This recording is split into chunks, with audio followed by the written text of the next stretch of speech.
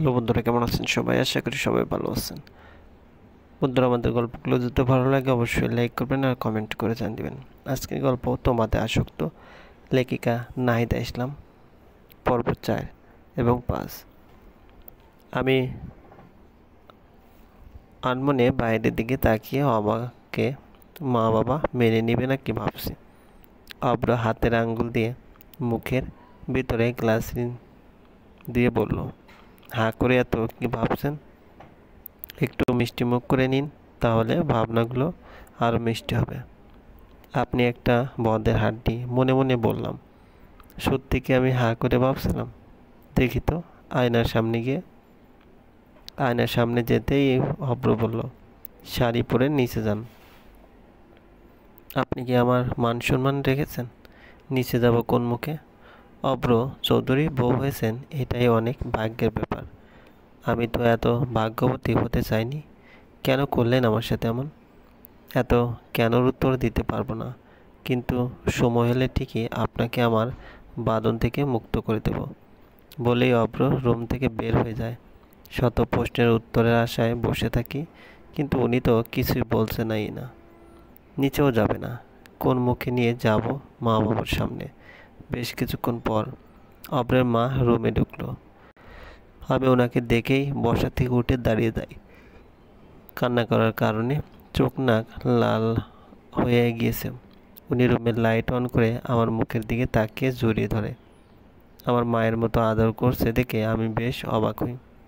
এতদিন শুনে এসেছি শাশুড়িরা শুধু কাজই করায়, মায়ের মতো ভালোবাসে না। কিন্তু ওনাকে দেখে আমার ধারণাটা পরিবর্তন হয়ে গেল। দুপুরে খাওনি কেন মা? ক্ষুধা নেই আম্মু। রাগ করেছো? আম্মু, আমাদের বাসার কি সবাই এসেছে? হ্যাঁ, তুমি রেডি হওনি কেন মা? আম্মু, ওরা তো আমাকে মেনে নেবে না। দূর পাগলি, আমার ছেলেটা কোন দিক দিয়ে খারাপ বলো তো? কেন মেনে নেবে না? যেখানে আমাদের কোনো আপত্তি নেই সেখানে তোমার পরিবারেও কোনো আপত্তি থাকার কথা না। ওনার কথা শুনে আমার ভয়টা অনেকটা কেটে গেছে। শাড়ি পরতে পারো? আমি মাথা নাড়িয়ে না করলাম। চলো পরিয়ে দিই, আর কোনো কথা বলবো না।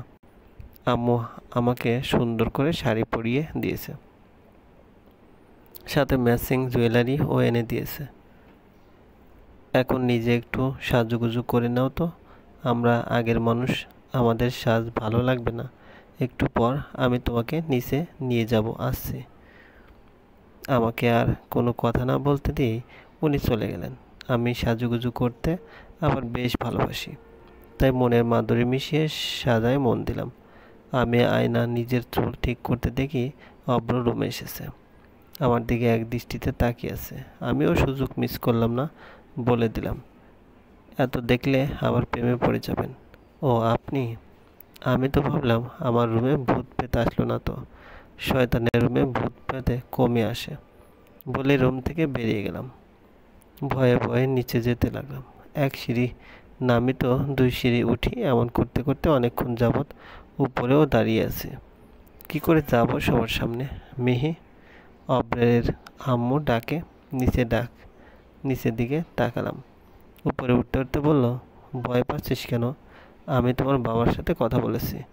তোমার মা তো আসেনি, তাই আমি ফোন করে বলে দিছি যেন কিছু না বলে। আজকে মিনতির সাথে তুমিও যাচ্ছ মিহি। কথাটা শুনে আম্মুকে জড়িয়ে ধরলাম। মিহি শোনো। আমি আম্মুকে ছেড়ে দুজন নিচে নামতে থাকলাম। যেহেতু তাদের অমতে বিয়ে করেছো, এতে কম বেশি ওনারা রাগ করে আসছে। আমি যাই বলি না কেন, তোমার ওপর কিন্তু রাগটা থাকবেই। তুমি বড় হয়েছো মা, বাবার পায়ে ধরে ক্ষমা চেয়ে নিও। ঠিক আছে আম্মু। নিচে নামতেই আমাকে আর আম্মাকে ঘিরে ধরেছে কয়েকটা আন্টি। রেনু, এটা আপুর বউয়ের বোন না? হ্যাঁ, দেখতে তো ভারী মিষ্টি। তা আমাদের নোয়াসের জন্য বেশ পছন্দ হয়েছে। আমার অব্রের বউ এটা ভাবি। ও মা, কি বলে এটা? ছেলের এবার দেবদাস থেকে বিয়ে করলো? তা আমাদের শোনাওনি কেন? আপুর বিয়ের দিনই তো বিয়ে হয়েছে। আপনারা তো শোনার কথা। শুনি নাই, মেয়ে সুন্দর তো তাই আর কি। অব্র দেখে ঠিক থাকতে পারেনি, বিয়ে করে নিয়েছে। যেভাবে বিয়ে করুক ভাবি, আপনার তো কিছু না। খেয়ে নিন, রাত অনেক হয়েছে, আমি যাচ্ছি। আম্মু, আমার হাত ধরে বাবার কাছে নিয়ে এসেছে। বাবা আমাকে দেখে চোখের পানি অনবরত পড়ছে। বাবার কান্না দেখে আমিও ঠিক থাকতে পারিনি, দৌড়ে জড়িয়ে দিলাম।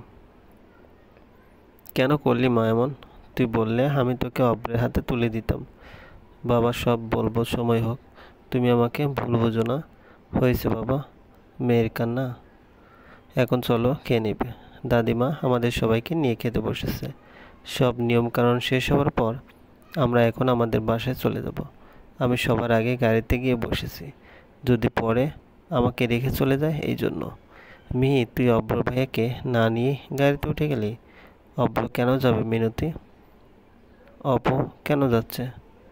তোর মন চাইলে তোর জামাইকে রেখে যা, এতে আমার কি? থাপ্পড় দিয়ে দাঁত ফেলে দেব। যা, অব্র ভাইয়াকে নিয়ে আয়। পারবো না। তাহলে আমি বাবাকে ডেকে বলছি তোকে রেখে যাওয়ার জন্য। দূর বাবা, সবাই শুধু আমাকে এমন করে। গাড়ি থেকে নেমে অব্রের রুমের দিকে পা বাড়ালাম। এই অব্র যেন আমার সাথে না যায়। আল্লাহ, দেখো তুমি, অব্র আমার সাথে থাকলে আমি অব্রির সাথে কথা বলতে পারবো না। চলবে। তোমাতে আসক্ত লেখিকা নাহিদা ইসলাম, পর্ব 5। চারদিকে অনেক অন্ধকার। এই সময় কে আবার লাইটগুলো অফ করে দিল? উপরের তলায় পুরোই ফাঁকা, নিচে মানুষ আছে। অন্ধকারের মধ্যে দাঁড়িয়ে আছি এক জায়গায়, ভয় হচ্ছে অনেক। এখান থেকে চিৎকার দিলে কেউ শুনবে না, কি করব ভেবে পাচ্ছে না। হঠাৎ আমার হাতে কারো স্পর্শ পেতে ভয়টা আরও বেড়ে গেল। হাতে ধরেই কোলে তুলে নিল। আমি চিৎকার দিতে গেলেও মুখে চেপে ধরে। এত চেঁচাচ্ছ কেন? কেউ শুনতে পাবে না? আপনি এমন করে আমাকে কোলে নিলেন কেন? অন্ধকারে শাড়ির মধ্যে পা লেগে পড়ে যাবেন। বেশি কথা না বলে এক হাত দিয়ে শার্টের পকেট থেকে ফোনটা বের করেন। আমাকে নামান আগে, তাহলে অন্ধকারের মধ্যেই নিয়ে যাব। কোনো কিছুর সাথে ধাক্কা খেলে আপনিই প্রথম ব্যথাটা পাবেন। কথাটা ঠিকই, ব্যথা পেলে আমার তো আর বাবার বাসায় যাওয়া হবে না। তাই ফোনটা নিলাম পকেট থেকে আর ফ্ল্যাশ অন করলাম। অব্র রুমে নিয়ে আমাকে নামিয়ে দরজা লাগিয়ে দিল।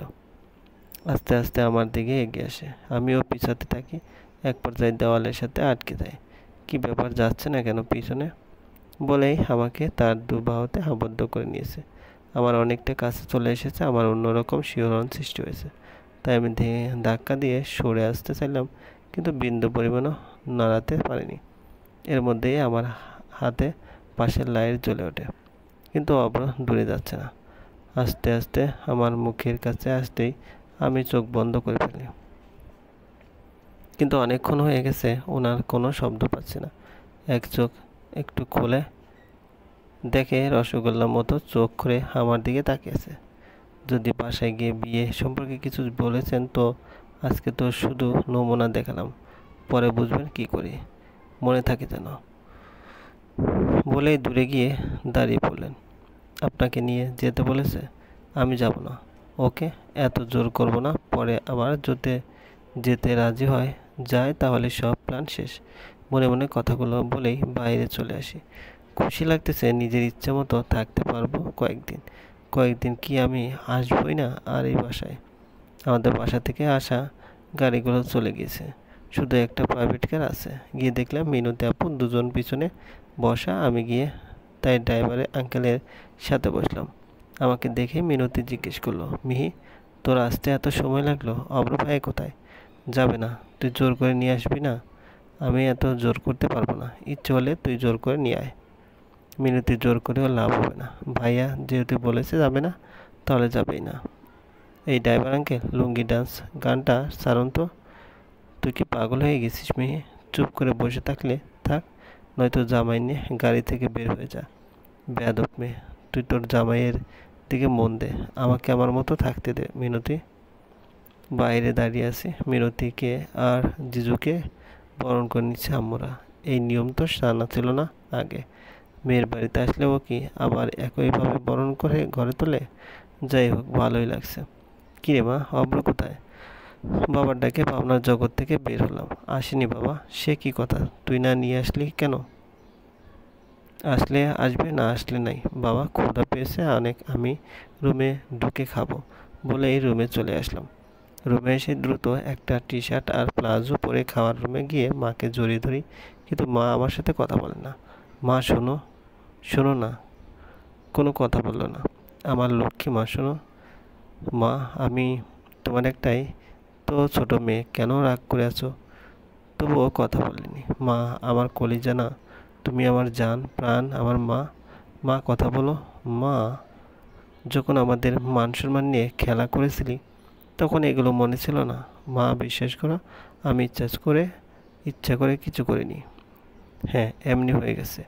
মাকে এমন রেগে থাকতে দেখে আমি কান্না করে মায়ের পা জড়িয়ে ধরি। সাথে সাথে মায়ের রাগ শেষ হয়ে যায়। আমাকে উঠিয়ে কপালে চুমু এঁকে দেয়। মা, ক্ষুধা লাগছে, অনেক খেতে দাও। ওই বাসা থেকে কি না খেয়ে চলে এসেছি? না, খেয়েছি অল্প, বেশি গেলে তো বলবে এই মেয়ে বেশি খায়। খাওয়া নিয়ে লজ্জা নেই মা? আর তুই এগুলো কি পরেছিস? বাসা ভর্তি মেহমান আর নতুন জামাইয়ের সামনে তুই এসব পরে যাবি? তো কি হয়েছে, যা এখন গিয়ে চেঞ্জ করায়, নয়তো খেতে দেবো না। মা, ন্যাকামো করে কোনো লাভ নেই, সকালে পরবো না। আর আমি এখন থেকে এগুলোই পরবো। খেয়ে নিয়ে শুয়ে পড়লাম আমার রুমে। আজকে শান্তিতে ঘুমাবো ভাবতে ভাবতে মিনতি রুমে ঢুকলো। এই যে অব্র তোর জন্য এটা পাঠিয়েছে, মানে অপর কাছে দিয়ে দিয়েছে। তো আমি কি করব? কি পাঠিয়েছে দেখবে তো? মিনতি বেডের পাশে রেখে চলে গেছে। আদিকে তাদিকে পাচ্ছে না। সামনে ছিলাম যখন তখন তো দিতে পারতো। মানুষকে বোঝাচ্ছে উনি কেয়ারিং হাজব্যান্ড। উঠে লাইট অন করতেই দেখলাম একটা বক্স র্যাপিং করা, খুলিতে বসে গেলাম। গিফট দেখলে না খুলে থাকা যায় নাকি? চলবে। গল্পটি ভালো লাগলে অবশ্যই লাইক করবেন, কমেন্ট করে জানিয়ে দেবেন। ধন্যবাদ, ভালো থাকবেন।